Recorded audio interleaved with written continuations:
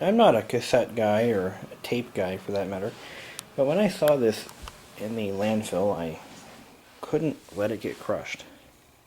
It's a mid-1950s or late 1950s Wollensak open reel tape player recorder, and it is in phenomenal condition. There are no scratches, scuffs, or bruises anywhere on the unit.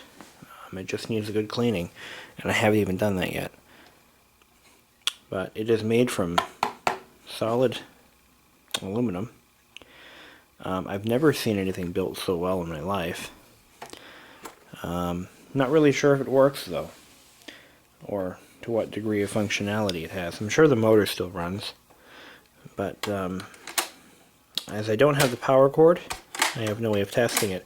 I could jump the power cord jack, but I really don't want to do that. I'm not really in the mood for that right now. But it has a nice little spring-loaded handle. It weighs a ton. I mean, this is one of the heaviest pieces of equipment I've ever seen or lifted.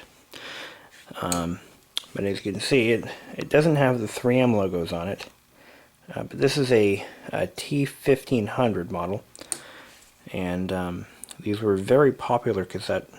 I keep saying cassette players. It's not a cassette player, it's a tape player. But they were very popular models in that time period up until the early 60s because of their quality. But as you can see, it was made by the Revere Camera Co. And on the other side of this cover, there's actually a circuit diagram, or at least a tube diagram. It tells you what tubes belong where. One of the interesting facts about these units is they have a built-in PA amplifier function. So you could actually use this as a guitar amplifier if you wanted to. Oh, I just noticed on the bottom here, the paint is just a little worn. You can barely notice it. Maybe it just needs to be cleaned up. I think that's it. But anyway, if you look on the input-output jacks here, you've got your microphone, or I guess guitar input, preamp out, external speaker, and this switch controls the built-in PA monitor function. Record mic or PA monitor. It doesn't look like it does both at the same time, unfortunately. Maybe it does. Here's the plug I need. I have nothing like that. Serial number 16484. It does 3 1/4 and I believe 7 1/8 inches per second, which can be controlled. 7 1/2, sorry, 3 3/4 or 7 1/2. Here's the counter. You just reset it by rolling this wheel until it hits 0. Works just like a Honda motorbike tripometer. Here are your basic controls: rewind, neutral, fast forward, play, record, stop. So to get it into the record function, you have to press, actually there must be how do you do that? There's got to be a catch or something. Instant stop and record lock. Oh, interesting. So, there we go. I'm not sure what that's all about. So, I'm making this video not to show you this unit too much, but because I need some things. I need a cover, I need a power cord, possibly a microphone, an original one if anybody has one. And I need some tapes, or at least one test reel. I want to get this unit running, and I have none of those things.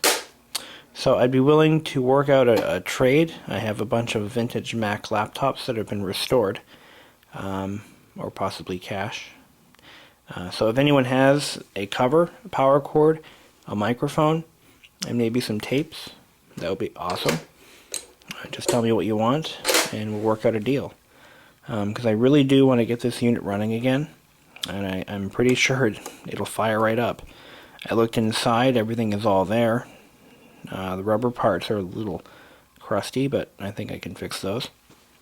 But I'm really, really interested in getting this running again. So, as a side note, one of the surprising things about this is that the real tables are made of plastic.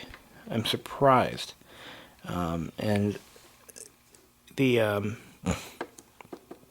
hubs here they look like they're very breakable. I'm just surprised to see that on a unit that's built so well.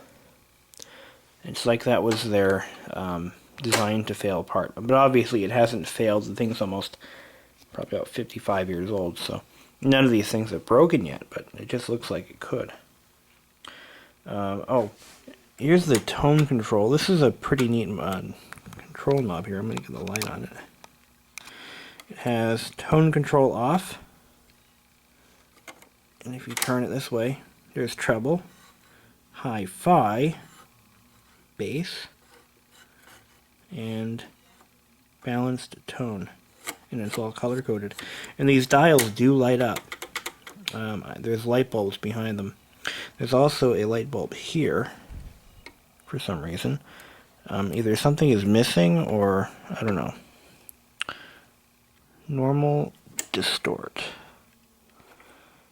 Something doesn't seem right about that to me, but anyway. Here's the volume control, and I believe... Oh wait, I was wrong. The off is here. No, that's off. Yeah. So as you can see, I've obviously never used it. So, thanks for watching. And let me know if you have those parts that I'm looking for, and we can work out some kind of a deal. Or, if you really want this unit, maybe we can work out a deal that way too. Till then.